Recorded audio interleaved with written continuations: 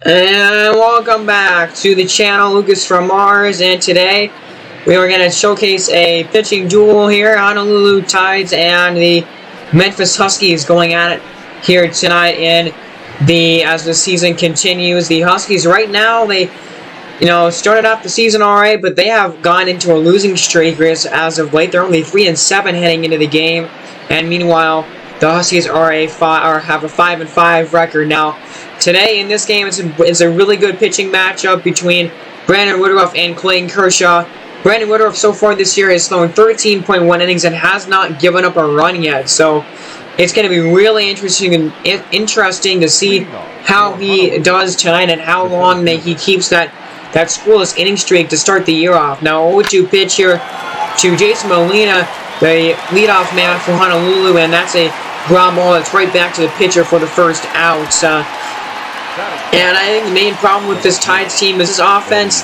It hasn't really been that great, and it's a pretty inconsistent lineup to me, in my opinion. Eddie Rosario, Tatis is doing really well, but Oliveros, Aaron Judge, Marcus Semien, Max Muncy, and Francisco Mejia, the catcher. I just feel like, to me, this lineup has some issues with it, and it's not really super strong. It's not a very strong order. As a strikeout there for Woodruff, the first of the game on Eddie Rosario, and I think that's also an issue, of course, with Memphis as well. I think their offense is just, pretty average at best. Now, Fernando Tatis is having an incredible start to the season for Honolulu, but he strikes out there on that pitch for a swing and a miss. And his average is really high in the game, but it feels like whenever I'm playing against him, he always seems to do pretty bad and strike out a lot, but that's not what he's doing in Sims. He's been really, really good. So Clayton Kershaw on the mound here for Honolulu. It's been a alright start to the season for him. He's only had 2 games, and he's done pretty well in the first 2 bowl games. So I actually just focused on, in the beginning of this game, I was just really focused on more Brandon Woodruff in scoreless streaks. So I was quick managing his first few innings here of Kershaw, but Kershaw actually have the bases loaded here with nobody out in the bottom of the first inning. Honolulu gonna try and maybe score, but then you have Eli Jimenez striking out, and then you have Matt Olson striking out, trying to get a sacrifice fly, and then Xavier Edwards got out on a fielder's choice. So a big missed opportunity there. We'll see if that comes back to bite him. Later on in the game, another strikeout there, and Judge swinging and whiffing at a low slider there for that was strike 2, and then that's the strikeout there on the slider on the outside part of the plate. Already the third of the game for Woodruff, and a beautiful pitch there for Aaron Judge. And again, Aaron Judge just cannot catch up to that ball. Not going to hit that thing. So no score here. 0-2 pitch to Marcus Semien now, and he strikes him out as well. And how about 4 strikeouts in the first 2 innings for Brandon Woodruff, keeping that scoreless inning streak going. He's now at 15.1 scoreless innings to start the season there here now, and they are going in the middle of the second inning now with still no score. So we go to the top of the third inning, 1 away here, and another strikeout, swing and a miss, and another one for Woodruff, his 5th of the game already here through the first 2 2/3 innings. A high fastball, Francisco Mejia cannot catch up to it for K, and now 2 down here in the third inning, and now it's Clayton Kershaw, the pitcher, and yep, he strikes him out as well. 6 through 3 innings for Brandon Woodruff here. Now we would go to the top of the 4th, and Jason Molina taking a look at a pitch there on the inside corner for strike 1. He does not agree with that pitch and that being called a strike, and honestly, if you look at the strike zone there, it actually did end up being a ball a little inside. And then he takes that pitch, was definitely a strike though, high. So now 0-2 for Brandon Woodruff. And here comes another strikeout. Swing and a miss. 7 strikeouts now for Brandon Woodruff here with 1 out in the 4th. Now he would slow down on the strikeouts as the game went along, but man, 7 through 4 1/3 innings was really impressive. I was really impressed by the start that Brandon Woodruff had to this game. Now Honolulu would get their first hit of the night here on a ground ball up the middle and through for a base hit. So that would be the first hit of the ball game here so far. Let's see if they can try and maybe take advantage of it here. You got Tatis coming up, who struck out in his first AB, and an 0-1 pitch to him. Let's see what he does. It's a swing and a miss on a nice four-seamer. And now 0-2, 1-2 pitch. And it's a little chopper right in front of the plate, right in front of the mound. And look at that, a nice double play. Started by Woodruff and around the horn to get the last couple of outs there in the fourth. So through 4 innings here, Brandon Woodruff still without a run. Now we go to the top of the 5th. Full count pitch is a drive out to center. That falls in for a hit, the second one of the game for the Tides. As Brandon Woodruff, 13 innings to start the afternoon, and scoreless innings, and he's trying to keep that streak extended there, but another base hit here with 2-away in the 5th inning would complicate things here, trying to get out of the inning now, and they're going to intentionally walk the catcher Mejia to get to the pitcher Clayton Kershaw here in a big spot, the biggest spot of the game so far offensively for Honolulu, and the best opportunity that they've had all night to score runs. And here's the pitch, Kershaw, fly ball, center field, it is caught. And Kershaw hit the ball well, he hit it hard, but just did not get a base hit. So Honolulu squanders a bases loaded opportunity there in the middle of the 5th, and we still have no score here in this ball game. We go now to the top of the 6th inning here, and walk by to Eddie Rosario here with 1 out in the 6th. And now we get Geraldo Oliveros with the man on first, still here, and 2 away now in the inning.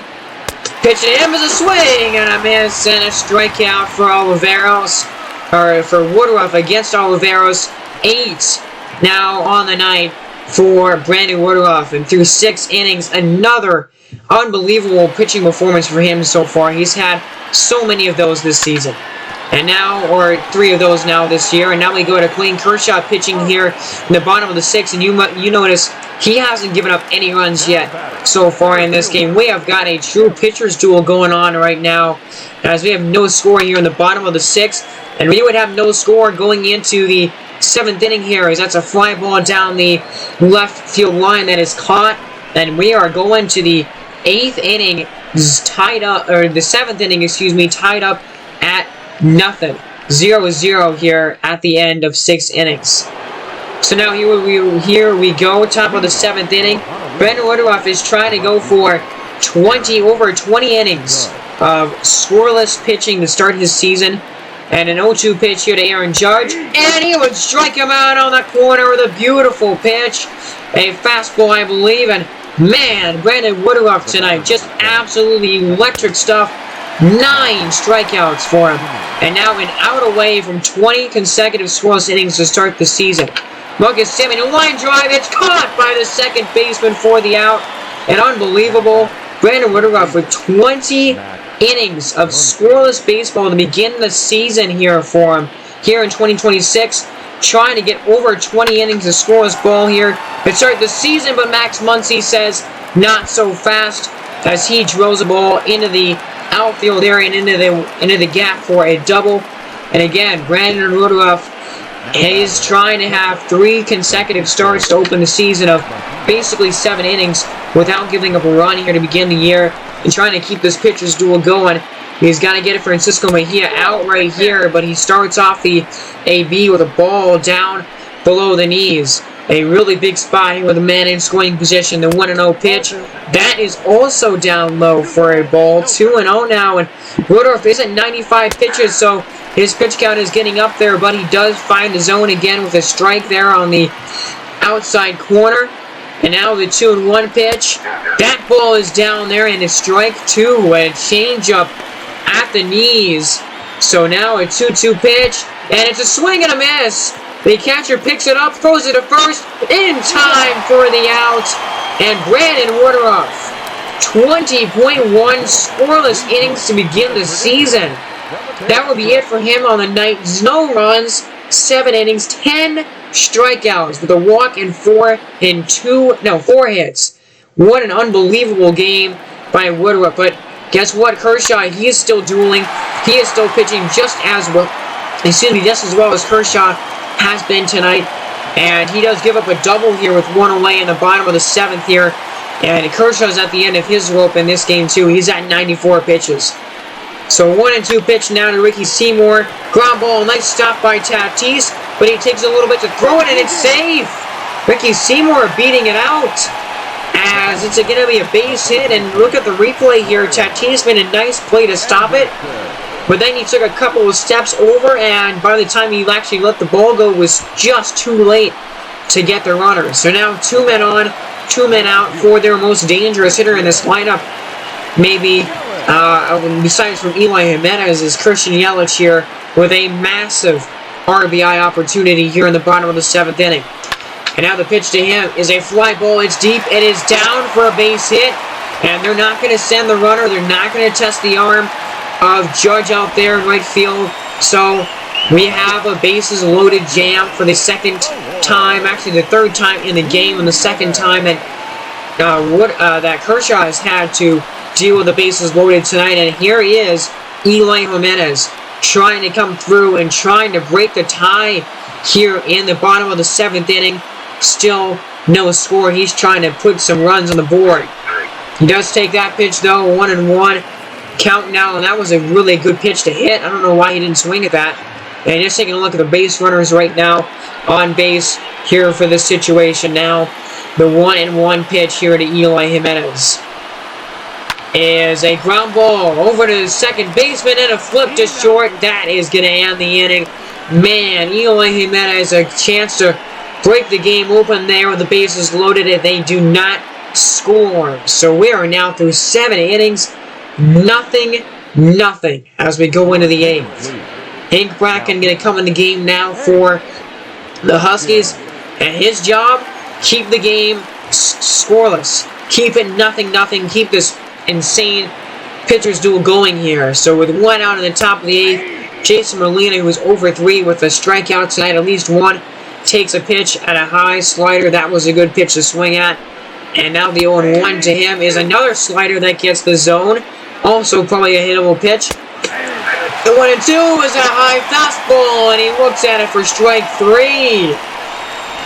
Man, and he took a few hittable pitches in that at bat. Jason Molina did, and he looks at a fastball there for strike number 3. Now a 2-2 pitch to I believe that is Tatis, and he would hit a ground out to the second baseman, and guess what?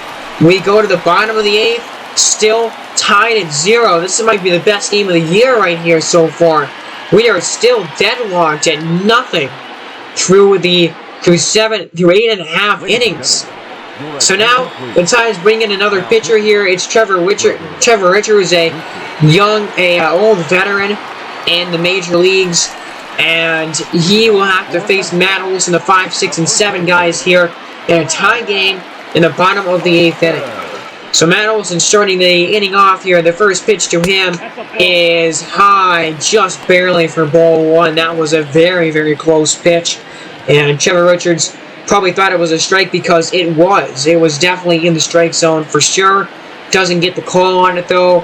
1-0 pitch. That gets a swing and a miss. That's going to be a strike to Matt Olson. So 1-1 count. Now we go to 2-2 here on Matt Olson. And he hits a fly ball, line drive actually. But it's caught on a rope to the center fielder, Jason Molina, who tracks it down and makes the catch. Only a few steps that he needed to make that grab, but that is a tougher play than he made it look. Now Jerry Kelenic here, he hits a ground ball over to third, and the throw to first is in time to get the out. And we are going to the 9th inning, tied at nothing. What a ball game here so far tonight. No score as we go into the 9th. A pitcher's duel to the max here tonight in this one. So now entering the top of the 9th, we would see a double switch, and the closer for Memphis will be brought in, Hunter Wood. He's already blown a save opportunity. This is not a save opportunity for him right now though. Here in the top of the 9th, just trying to keep the game tied to go to the bottom half to have a chance for Memphis to walk it off, and he starts the inning off well with the ground out to first.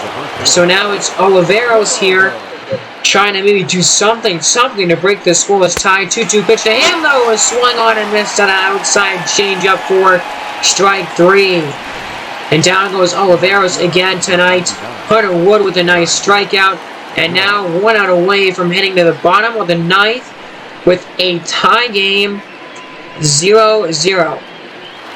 Here we go, Aaron Judge, the last chance before we go to the bottom of the 9th inning here. He's over 3 tonight with a strikeout in his last AB and the 1-2 pitch. High fly ball, center field. Oh, this one has a chance. It is off of the wall, the very top of the wall. My goodness. Aaron Judge missing a home run by not very much there. He almost hit that one out, but instead it's a very long and very hard hit double into center field. And again, just so close. And looking at how close that ball was to being hit out, it hits the metal grating there just above the wall. My goodness, that was probably a few feet, maybe a couple of feet from going out of the ballpark there. So now Marcus Semien up with a man in scoring position. The 1-0 pitch to Semien here is a high fly ball. That one's into left, into right field. It is gone! Home run, Marcus Semien, and the Tides are on the scoreboard. He breaks the scoreless tie here in the 9th. And a crowd silencing home run here in Memphis as Marcus Semien breaks the 0-0 tie here in the 9th inning with a 2-run shot. Wow. What a hit, what a home run. Marcus Semien with a monster shot here in the top of the 9th to get Honolulu up 2-0. So now we go to the bottom of the 9th inning and we get Corey Knebel in the ball game for the Tides here as their closer. Last year they had Robert Gsellman in this role, and they're now trusting it to Corey Knebel here, who has really good pitching stats. And he, so far on the year, is 1 for 1, trying to go 2 for 2 here in the bottom of the 9th with Matt Chappelle starting in. Not a good place in the batting order for Memphis to be, but Matt Chappelle gets a drive out into right center field, and that's going to be extra bases. He's going to get to second with a double. So how about that? Memphis has life here in the 9th inning as Matt Chappell getting a double to lead off the inning here. A drive into the gap. So now here we go. Jason Martin, the pinch hitter. He looks at strike 3, called on the knees of the fastball in 97. Nice pitch there, 1 down in the inning.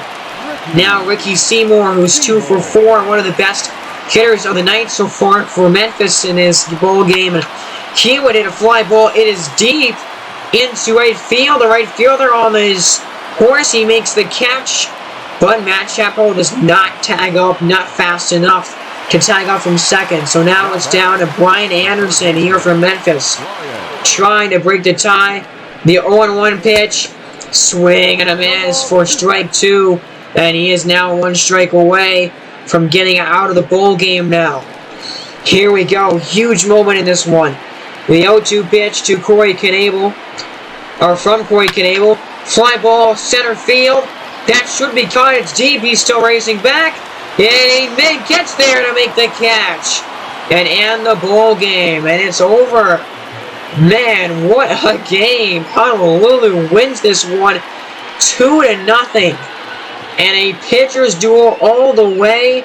And you see one of the men who is probably the most important guy in the victory for the Tides, Marcus Semien, with the go-ahead home run in a 0-0 game in the top of the 9th to get Honolulu the win. And Brandon Woodruff extending his scoreless inning streak tonight. I mean, what a pitcher's duel.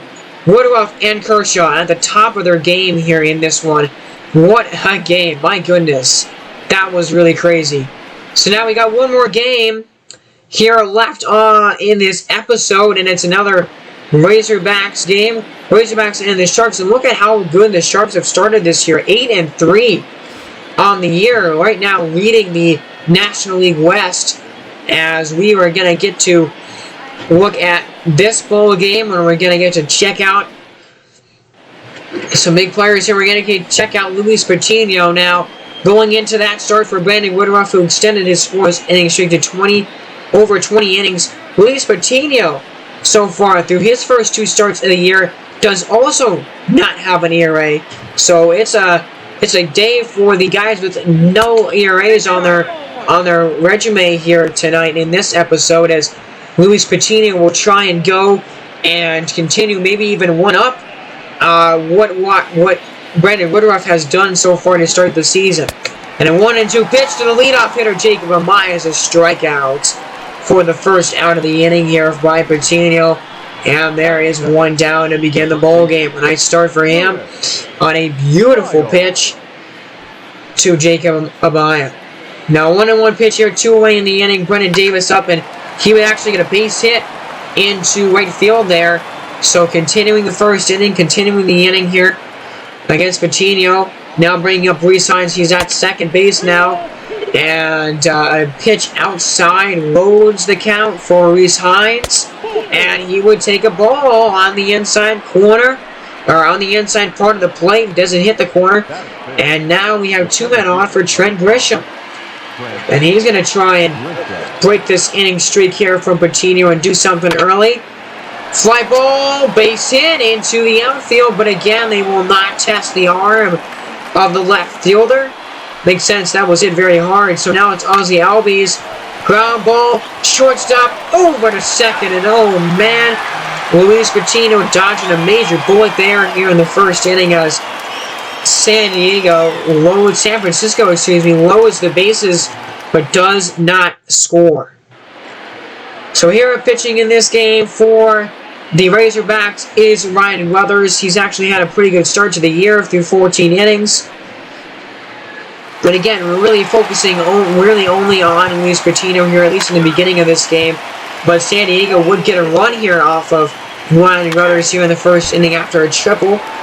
So now we go top of the second here. C.J. Abrams leading off for the Razorbacks. And again, 15 innings scoreless for Luis Patino. Let's see if he can extend it here in the second.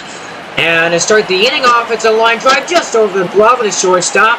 Extra bases, maybe he's got really good speed, and he will make it to second with a double. So how about the speed there of C.J. Abrams coming up clutch for extra bases. And you can see a line drive just over the glove of the shortstop again and into the alley there. And C.J. Abrams, man, he beat it out by a good amount. Now Money Grandal is up, and he would send a drive into left center field. That is going to fly out of here. A home run. So Yasmani Grandal breaks the scoreless inning streak of Luis Patino here in the second inning. And that was crushed. 406 feet, basically straightaway center. And so for the first time this year, Luis Patino gives up a run. So now a 2-1 game here in the top of the fourth inning. Ozzie Albies up. And the first pitch to him is actually way inside and it hits him. So not a good pitch there at all from Luis Patino there, as it just went on in. And that's what sometimes happens. And it gets him on the arm, near the elbow. So now, with Ozzie Albies at first base, he tries to steal second, and he gets there easily. So a hit by pitch, and he just shakes it off, and then steals a bag. Basically the next pitch. Now 0-2 pitch to C.J. Abrams. Ground ball. This is going to be a tough play. You know, he's fast, and he won't get it in time. He doesn't pick the baseball up in time, and another hit, lugging out an infield single for C.J. Abrams to put 2 men on and nobody out for his Money Grandal, who homered his last time up. And he would take a ball down low, and again, 1-for-1 with a homer. The 1-0 pitch is a ground ball. First baseman, this could be 2. Over to second for 1. Back to first. It's a double play, and it's a pretty easy one with the low speed of Yasmani Grandal. Now the pitcher up, and he doesn't have a chance. Swing and a miss there at the 0-2 pitch, and Luis Patino again getting out of a jam there and not giving up a run. He's pretty fired up there though, and we're through the fourth inning now, and it's a 2-1 game. San Francisco on top so far, but Luis Patino rebounding nicely from his second inning. Now again, quick managing here, bottom of the fourth. 2-run home run from Tim Brady would give San Diego the lead. So now Luis Patino's got a lead to work with here on the top of the fifth.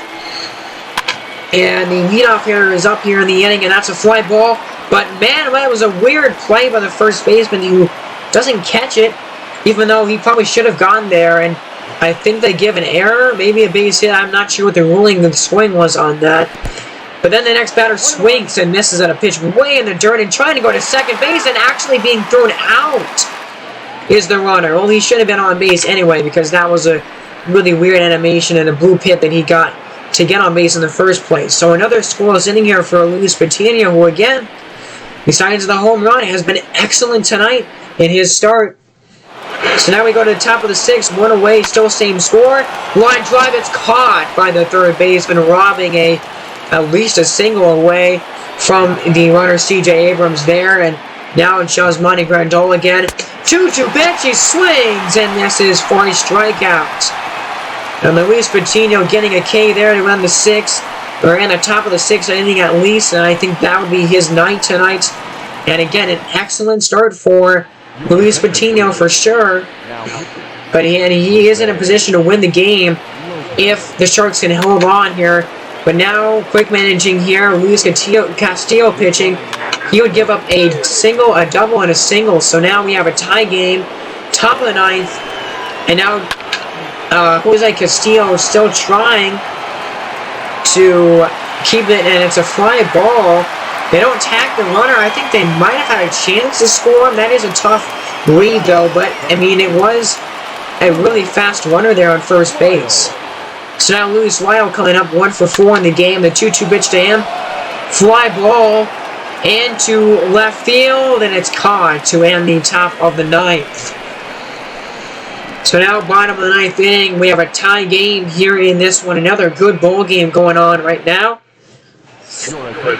Bottom of the ninth, and it's going to be up to Paul Sewell to send this game to extra innings. It would be the first extra innings game that we would have here in this franchise. And now Jake Bauers, of course, if you watched the episode a couple episodes ago, at least, Jake Bauers hit a huge home run in that game that gave San Diego the lead. That would eventually lead to their victory in that one. So let's see what he does here in another pinch hit appearance. 2-2 pitch, ground ball, and it's a base hit into right field. So again, Jake Bauers, man, pinch hitting coming up clutch again for San Diego here in the bottom of the ninth now.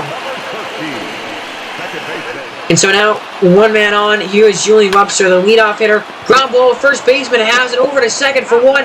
Back to the pitcher, covering, and oh man, it's a double play to end the bottom of the ninth.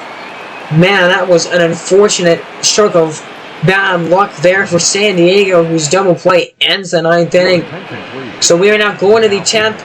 We are going to extras here for, actually not the first time in this franchise, I should take that back. Sammy Perez is coming on the mound for San Diego here now in a 3-3 tie in the top of the 10th inning with Brian Buxton starting it off. Now, actually, we would just quick manage the top of that inning and we would go to the bottom half here. Nothing happened in the top of the 10th. Oh no, this is the bottom of the 10th. Excuse me, I got all confused there. This is the bottom of the 10th. Byron Buxton striking out here. So Paul Sewell is trying to keep this game. So Sam Perez came in and pitched in the top of the 10th. That's what happened.